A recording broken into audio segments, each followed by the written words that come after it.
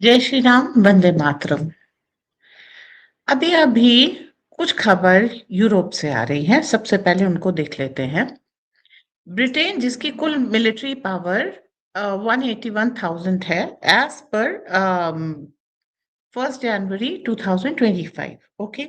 वहाँ पर fleet of heavily armed US military planes have landed, जिसमें 11 ग्लोब मास्टर्स हैं, 2 घोस्ट राइडर्स हैं और आरएएफ बेस जो उनके हैं रॉयल एयरफोर्स में आरएएफ इज रॉयल एयरफोर्स, वहां पर ये लैंड किए हुए हैं। तो काफी समय से स्ट्रैमर ये कोशिश कर रहे हैं कि जो यूक्रेन की लड़ाई है उसे 1 फुट ऑन लिया जाए, और ऐसे में उनके यहाँ यूएस की फोर्सेस उतर रही हैं। अब ये जो है यूक्रेन सीज फायर के लिए वोट होल्ड कर रहे हैं, और अपनी पार्लियामेंट में ये ब्रिटिश प्राइम मिनिस्टर का कहना है कि मादुरो पे उन्होंने क्या स्टैंड लिया है कि Maduro was not legitimate president of Venezuela. वो इलीगली इलेक्ट हुए थे, वो चोरी करके इलेक्ट हुए थे, जो बेसिक धंधा है।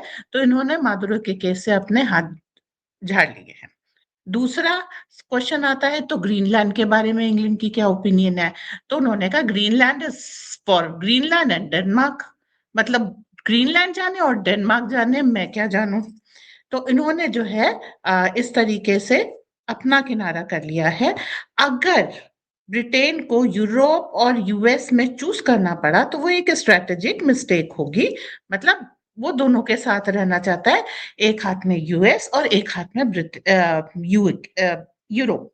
ठीक है, दोनों एक एक हाथ में। अब इन्होंने कहा है कि जो अपनी डिफेंस स्पेंडिंग इनको बढ़ानी है। क्यों? आगे जा करके जब ये पीस डील यूक्रेन से सेट हो जाए तो ब्रिटेन वहां पर अपने ट्रूप्स भेजना चाहता है। रशिया आने देने देगा क्या? That is the thing. अब जो वेकअप कॉल आती है वो कहाँ से आती है? हंगरी से आती है। हंगरी के पीएम है विक्टर ओरबान। उन्होंने कहा है कि अब यूक्रेन क्या मांग रहा है? यूरोस में मांग रहा है 800 बिलियन, और वो अगले नेक्स्ट ईयर से मांग रहा है, अगले 10 साल तक मांगेगा। ये 800 बिलियन यूरो उसको दिए जाए क्योंकि उसे अपनी कंट्री बनानी है। क्यों मांग रहा है? ये फालतू की लड़ाई यूरोप के कारण शुरू हुई थी। सवाल ये है कि यूरोप जिसकी अपनी इकोनॉमी डिक्लाइन पे, जिससे अपने मसले नहीं सुधर रहे, जो खुद डिक्लाइन पे जा रहा है, डिसइंटीग्रेशन पे जा रहा है, वो खुद संभलेगा कि यूक्रेन को संभालेगा? That is yet to be decided. Okay. अगर विक्टर ओरबान को करना है कि एक कहना है, और वो सही भी है, कि अगर हम यूक्रेन को संभालेंगे तो हमारे लोगों को कौन संभालेगा? मतलब हम बर्बाद हो जाएंगे। That is very practical. Ukraine की लड़ाई जिसको फायदा पहुंचानी थी वो संभाले, या फिर रशिया संभालेगा। यूक्रेन का एज इट इज कोई वो नहीं है। लेकिन स्ट्रैमर क्या कह रहे हैं? उन्होंने डिक्लेरेशन ऑफ इंटेंट की मेरी पूरी इच्छा है, और ये ऑफिशियल स्टेटमेंट है। इसलिए जैसे मेरी इच्छा है कि मैं एक लाइव करूं, डजेंट मैटर। लेकिन अगर ब्रिटेन के पीएम की एक इच्छा है कि वो जाकर के वहां पर पीस डील के बाद में यूक्रेन में अपनी सेना तैनात करें, इसकी बहुत कीमत है। एंड ये इसमें भी वो क्या कह रहे हैं कि ऐसा नहीं कि वो सेना तैनात कर देना, अर्लीस्ट अपॉर्चुनिटी। जैसे फर्स्ट मेरी सेना तैयार है, मेरा प्लेन तैयार है, हाँ बोलो, एंड टेक ऑफ हुआ। That is like the thing. इधर यूएस क्या कर रहा है? यूएस अभी भी वेनेजुएला के लिंक्ड ऑयल टैंकर है जो वहां से निकल रहे हैं या उस के हैं, आफ्टर वीक लॉन्ग परस्यूट ये उनको अभी भी सीज कर रहा है, मतलब उनको पकड़ रहा है। पायरेसी यूएस की जारी है। अभी जिस टैंकर को पकड़ा उसका नाम है मरीनेरा, और इसको यूएस कोस्ट गार्ड ने और यूएस मिलिट्री ने पकड़ा हुआ है। वेनेजुएला में क्या चल रहा है? वेनेजुएला की जो नेचुरल फोर्स है, रिसोर्सेज हैं, वो वेनेजुएलन पीपल की हैं। ये जोसे मैनुअल एल्बरेस कह रहे हैं, जो वहां के फॉरेन मिनिस्टर हैं। तो एक रेजिस्टेंस अब वो नैरेटिव के थ्रू बना ले गए जहां पे वेनेजुएला के लोग अपने रिसोर्सेज को बचाने के लिए वेनेजुएला की धरती पर आ रहे हैं, और ये स्टेट सॉवरेनिटी पे है, और अगर कोई चोरी करेगा तो आपकी राष्ट्रीय संपदा पर की चोरी होगी। तो जो अभी तक लोग वहां के कंफ्यूज थे ना, मादुरो अच्छा है कि बुरा है, मादुरो ने ब्राइब की, इलेक्शन रिग किया, क्या किया, लोगों को कंफ्यूजन नहीं होता ना, क्योंकि लोगों को पता नहीं इलेक्शन प्रोसेस क्या है ये वो। तो वो क्लियरिटी अब वेनेजुएला के लोगों के बीच में वहां के जो लीडर्स है वो लेके आ रहे हैं। क्यों लेके आ रहे हैं? फर्स्ट ऑफ ऑल देखिए, कारण क्या है कि अगर आप किसी चीज को अनक्लियर रखते हैं, कोई बात नहीं, आपको इमीडिएट फायदा हो गया, ठीक, मादुरो चले गए, मान लीजिए डेल्सी, कुछ लोग लगा रहे हैं कि डेल्सी रॉड्रिक्स ने ये सारी खबरें दी थी, वो इनसाइडर एजेंट थी, वो इस समय जो मांग कर रही हैं वो खाली इसलिए कर रही है ताकि उनकी इज्जत बनी रहे, उनका फुटेज बन जाए, और जो ग्राउंड पे पकड़ है वो बन जाए, और उसके बाद मादुरो तो हट गए, अब उनको सत्ता मिल गई है। बट द थिंग इज कि अब क्या है, डेल्सी रॉड्रिक्स को भी धमकी मिल गई है। अगर वो अमेरिका के हिसाब से चलेंगी तो लोकल गवर्नमेंट उनको आइडेंटिफाई कर लेगी, लोगों को पता लग जाएगा ये अमेरिकन एजेंट है, सर्वाइवल मुश्किल है। अगर वो अमेरिका के हिसाब से नहीं चलेंगे तो अमेरिका ने कहा मादुरो से तुम्हारा बुरा हाल होगा। तो डेल्सी रॉड्रिक्स, हाँ वो प्रेसिडेंट है इस समय, लेकिन उनकी बड़ी एक टॉक्सिटर सी कंडीशन है, इधर जाऊं कि उधर जाऊं। तो अब इसके लिए क्या होता है, आपको सबसे पहले अपने देश में अपना ग्राउंड बनाना होता है, और अपने देश में अपना ग्राउंड बनाने के लिए उनको क्या करना है, जनता तक वो सही सही मैसेज पहुंचाना है। Maduro was rightfully elected first. Secondly, we want Maduro back. और third thing is वेनेजुएला के रिसोर्सेज के लिए जो लड़ाई हो रही है वो वेनेजुएला के लोगों के लिए है। तो इसमें कोई भी डील हो तो वो वेनेजुएला के लिए मैक्सिमम प्रॉफिट देनी चाहिए। जहां पर ये सारी शर्तें आती हैं पूरा गेम बदल जाता है। पूरा गेम बदलने के साथ साथ अब वहां पर लोग, जो नेता हैं, फॉरेन मिनिस्टर हैं, सब लोग हैं, वो लोगों को एडुकेट कर रहे हैं, लोग इस धीरे धीरे एकजुट हो रहे हैं अपने देश के लिए। मादुरो अगर वापस आते हैं बहुत अच्छी बात है, अगर नहीं आते हैं तो फर्दर जो इन्फिल्ट्रेशन है उसको पीपल टू पीपल लेवल पे रोका जा सके, इसकी तैयारी चल रही है।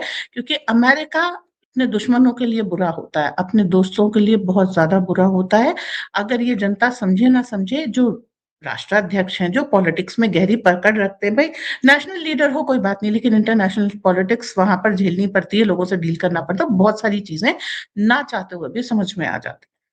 तो अमेरिका का एलाई होना ज्यादा डेंजरस है। यूरोप इसकी मतलब मार खा रहा है कि डेनमार्क से ग्रीनलैंड ले लो, इंग्लैंड से कनाडा ले लो। क्यों? क्योंकि इस समय मुझे जरूरत है, मुझे अपना कर्ज उतारना है। तुम अपना कर्ज कैसे उतारोगे, तुम अपना जीवन यापन कैसे करोगे, दैट्स योर प्रॉब्लम। तो यूएस कैरिबियन वाटर्स में जो भी हैं वेनेजुएला के शिप्स, उनको पकड़ रहा है। इंग्लैंड अपने ट्रूप्स भेज रहा है और एक कंसोलिडेटेड पोजीशन बना रहा है। वर्ल्ड में क्या है, वर्ल्ड में वही चीज कि ऐसे तो यूएस का जो विरोध करेगा उसको जो है ये डेल्टा फोर्स आके उठा ले जाएगी। तो अभी इस समय ब्रिक्स ने क्या किया है, ब्रिक्स की नेवी ने एक्सरसाइज की है साउथ अफ्रीका की कोस्ट पे, और इसमें सारी ब्रिक्स कंट्रीज हैं पर भारत नहीं है। ओके, इसमें बीजिंग है, रशिया है, साउथ अफ्रीका है, और ये 48 anti piracy escort task force है। इसमें 2 ईरानियन फ्रिगेट हैं, 3 अफ्रीकन वेसल्स हैं, और 2 रशिया के वॉरशिप्स हैं, और 3 रशिया चाइनीज शिप्स हैं। इसके साथ इन लोग कर रहे हैं, रशिया के जो वॉरशिप्स हैं उसमें 7,000 टन मार्शल शार्पोनिश्कोव हैं, डिस्ट्रॉयल फ्रिगेट है, एक टैंकर है। जो चाइनीज शिप्स के हैं उसमें 7,000 टन टैंक्शन है, नई गाइडेड मिसाइल डिस्ट्रॉयर्स हैं, 4,000 टन डेकिंग है, और गाइडेड मिसाइल है, फ्रिगेट है, और ताइहू है, एक सप्लाई शिप भी है। जो इरानियन नेवी है उसने कंट्रीब्यूट किए हैं 2 फ्रिगेट और साउथ अफ्रीका की 3 हैं।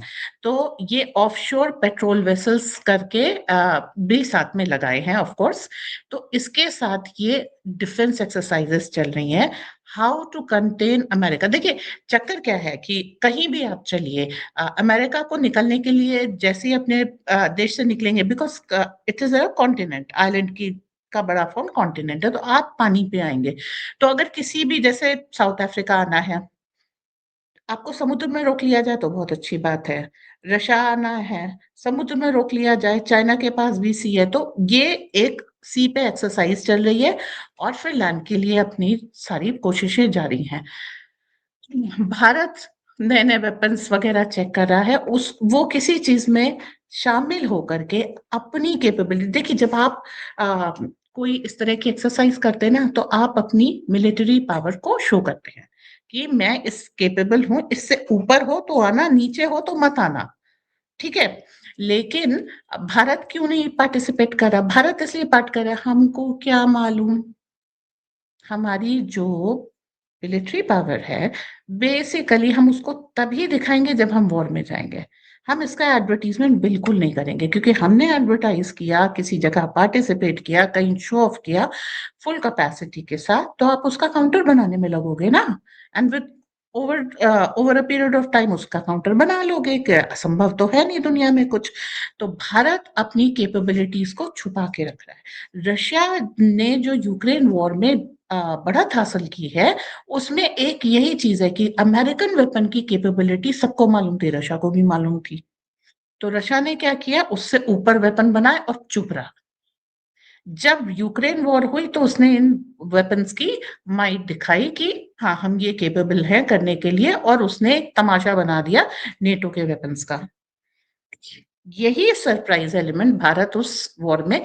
अच्छा रशिया क्यों इस चीज़ को ले रहा है?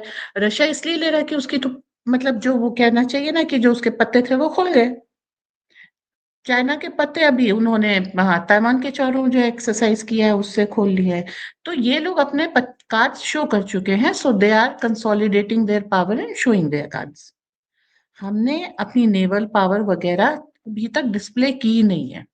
नेवी कह रही है कि पाकिस्तान को सबक सिखाने में हमारा उपयोग कीजिए, जैसे बांग्लादेश में कर लीजिए भाई, कहीं तो हमें एक्सरसाइज करने दीजिए। और मोदी जी इसीलिए रोके हुए हैं कि खुली मुट्ठी खाक होती है और बंद मुट्ठी लाख होती है। तो नेवी की कैपेबिलिटी बंद मुट्ठी की तरीके से समेट के रखी है, अभी हम नहीं खोलेंगे। तो ब्रिक्स के देश मादुरो एपिसोड के बाद वैसे रेगुलरली भी करते रहते हैं, लेकिन अब ज्यादा सिंसियरिटी है, ज्यादा जरूरत है इन सारी एक्सरसाइजेस की। जब अभी भी इंग्लैंड और America they are itching for war.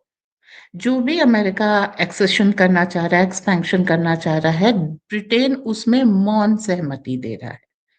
अभी भी पायरेसी हो रही है वेनेजुएलन ऑयल की। अभी भी तैयारी हो रही है पीस कीपिंग फोर्स के बहाने यूक्रेन में दखल देने की। अभी भी सारी शैतानियां चालू हैं डीप स्टेट की, वो नहीं सुधरने वाला, वो नहीं बदलने वाला। आप अपने डिफेंस को मजबूत कीजिए, आपके लिए यही एक अकेला मार्ग है। मुझे सुनने के लिए धन्यवाद। चैनल को लाइक शेयर सब्सक्राइब कीजिएगा। इसी तरह के ओरिजिनल कंटेंट्स हम आपके लिए लाते रहेंगे। जय हिंद, वंदे मातरम।